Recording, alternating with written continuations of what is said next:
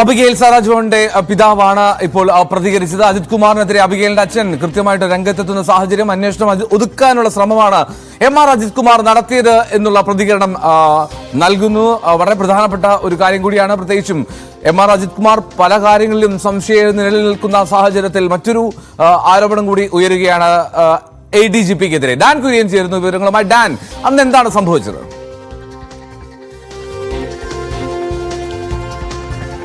2023 November മാസം 27-ാം തീയതി വൈകുന്നേരം 4 മണിക്കാണ് സഹോദരനോടൊപ്പം നടന്നു വരുന്ന വഴിയിൽ ഓയൂരിൽ വെച്ച് ഈ പറയുന്ന അബിഗെയിൽ സാറാ റജി എന്ന 6 വയസ്സുകാരി ജോനാഥൻ ഇവർ ഒരുമിച്ച് നടന്നു വരുന്നതിനിടയിലാണ് ഒരു വാഹനത്തിലെത്തിയ സംഘം 6 വയസ്സുകാരിയെ ബലമായി തട്ടിക്കൊണ്ടു പോകുന്നത്. തന്നെ തട്ടിക്കൊണ്ടു പോകാനുള്ള നീക്കം ജോനാഥൻ എന്ന ഇവളുടെ അനിയൻ ചെറുത്ത് നിൽക്കുകയായിരുന്നു. പിന്നീട് കേരളം മുഴുവൻ ഒരു ദിവസം ഈ കുട്ടി എവിടെയെന്ന് അന്വേഷണം അത് വ്യാപകമായി പോലീസും മാധ്യമപ്രവർത്തകരും മലയാളികൾ ഒന്നടങ്കം ഈ കുട്ടിയെ തേടിയുള്ള അലച്ചില്ലായിരുന്നു. അതിനുശേഷമാണ് ആശ്രമ മൈതാനത്ത് ഉപേക്ഷിക്കപ്പെട്ട നിലയിൽ ഈ 6 വയസ്സുകാരിയെ കണ്ടെത്തുന്ന സാഹചര്യം. അതൊക്കെ നമുക്ക് അറിയാവുന്നതാണ്. പക്ഷേ പിന്നീട് അങ്ങോട്ട് പോലീസ് ഇതുമായി ബന്ധപ്പെട്ട് ഈ കുട്ടിയെ തട്ടിയെടുക്കാനുണ്ടായ സാഹചര്യവുമായി ബന്ധപ്പെട്ട് നടത്തിയ വിശദീകരണമാണ് ഒരുപാട് സംശയങ്ങളിലേക്ക് അന്ന് തന്നെ നയിച്ചത്. അതിലേറ്റവും പ്രധാനപ്പെട്ട കാര്യമായിരുന്നു ഈ പത്മകുമാർ എന്ന കുട്ടിയെ തട്ടിക്കൊണ്ടുപോകുന്നതിന് നേതൃത്വം നൽകിയ കുടുംബനാഥന് 10 ലക്ഷം രൂപയുടെ കടബാധ്യതയുണ്ടായിരുന്നു. ആ കടം തീർക്കുന്നതിന് വേണ്ടിയിട്ടാണ് കുട്ടിയെ തട്ടിക്കൊണ്ടുപോയി മോചനദ്രവ്യം ആവശ്യപ്പെട്ടതെന്നായിരുന്നു പറഞ്ഞത്.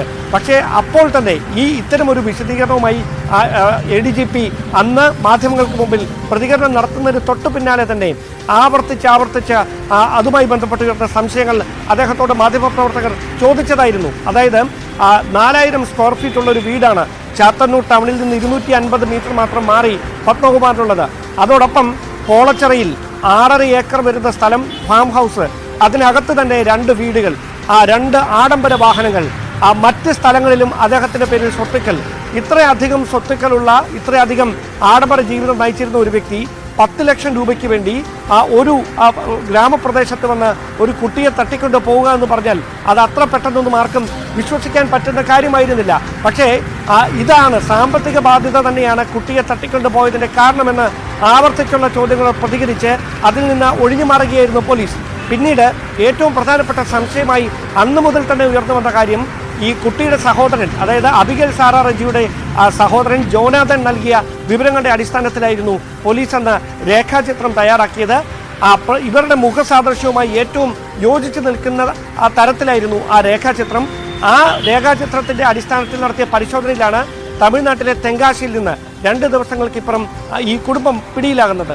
സ്വാഭാവികമായി ഈ ജോനാഥൻ പോലീസിന് നൽകിയ വിവരങ്ങളുടെ അടിസ്ഥാനത്തിലായിരുന്നു ഇതുമായി ബന്ധപ്പെട്ട ആദ്യഘട്ടം മുതൽ അന്വേഷണം നടന്നുകൊണ്ടിരുന്നത്.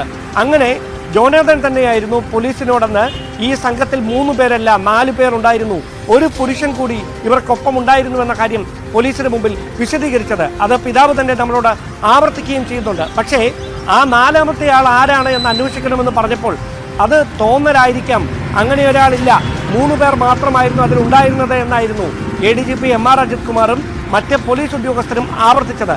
അതുതന്നെയാണ് ഈ അന്വേഷണം ഈ കുടുംബത്തിൽ മാത്രം ഒതുക്കാനുള്ള ബോധപൂർവമായ നീക്കം ഉണ്ടായിട്ടുണ്ട് എന്ന സംശയം ബലപ്പെടുത്തുന്ന സാഹചര്യങ്ങളിലേക്ക് നയിക്കുന്ന ഒരു പശ്ചാത്തലം ഉണ്ടായത്. പക്ഷേ പിന്നീട് അതുമായി ബന്ധപ്പെട്ട പുനരന്വേഷണം ആവശ്യപ്പെടാനോ മറ്റ് തുടർ നീക്കങ്ങളിലേക്ക് കടക്കാനോ ഉള്ള സാമ്പത്തിക സ്ഥിതി ഇല്ലാത്തതിനാലാണ് അതുമായി ബന്ധപ്പെട്ട തുടർ നീക്കങ്ങളിലേക്കൊന്നും കടക്കാതിരുന്നത്. മകളെ ജീവനോടെ എങ്ങനെയെങ്കിലും കൈകളിൽ സുരക്ഷിതയായി കിട്ടുക എന്നത് മാത്രമായിരുന്നു തങ്ങളുടെ ആഗ്രഹം.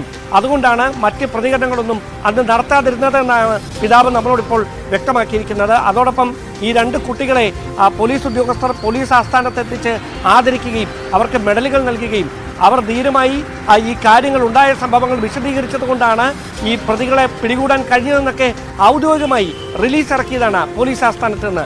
പിന്നീട് എന്തുകൊണ്ടാണ് ഈ കുട്ടികൾ തന്നെ ചൂണ്ടിക്കാണിച്ച 4ാമത്തെ പുരുഷനെക്കുറിച്ച്, 4ാമത്തെ ആ വ്യക്തി ആരാണ് എന്നതിനെക്കുറിച്ച് ഗൗരവതരമായ അന്വേഷണം നടക്കാതെ പോയത് എന്ന ദുരൂഹതയുണർത്തുന്ന സംശയമാണ് ഇപ്പോൾ പിതാവ് തന്നെ നമ്മളോട് പങ്കുവെക്കുന്നത്. ഒരു കാര്യം ഉറപ്പാണ്, ഇതിന് പിന്നിൽ 3 പേർക്ക് മാത്രം ചേർന്ന് തയ്യാറാക്കാൻ പറ്റുന്ന ഒരു പദ്ധതിയല്ല ഇത്. 8 പേരുടെ ലിസ്റ്റ് ആ ഡയറിയിൽ നിന്ന് തട്ടിക്കൊണ്ടു പോകാനായി അവർ പ്ലാൻ ചെയ്ത 8 കുട്ടികളുടെ ലിസ്റ്റ് ഉണ്ട് എന്നാണ് അദ്ദേഹം തന്നെ നമ്മളോട് പറയുന്നത്. അതിൽ ഒരു കുട്ടി മാത്രമാണ് അബിഗെയിൽ സാറാ റജി. അങ്ങനെയാണെങ്കിൽ ഈ 3 കുടുംബാംഗങ്ങൾക്ക് പുറമെ മറ്റാരൊക്കെയാണ് ഈ കേസിൽ ഉൾപ്പെട്ടിട്ടുള്ളത്? അവരെ ബോധപൂർവം ഈ കേസിൽ നിന്ന് മാറ്റിയിട്ടുണ്ടെങ്കിൽ അതിന്റെ കാരണം എന്താണ്? ഈ വലിയ ദുരൂഹതകളിലേക്കാണ് അബിഗേൽ സാറ റെജിയുടെ പിതാവ് റെജി ജോൺ നമുക്ക് നൽകി ഈ വെളിപ്പെടുത്തൽ വഴിവെക്കുന്നത്.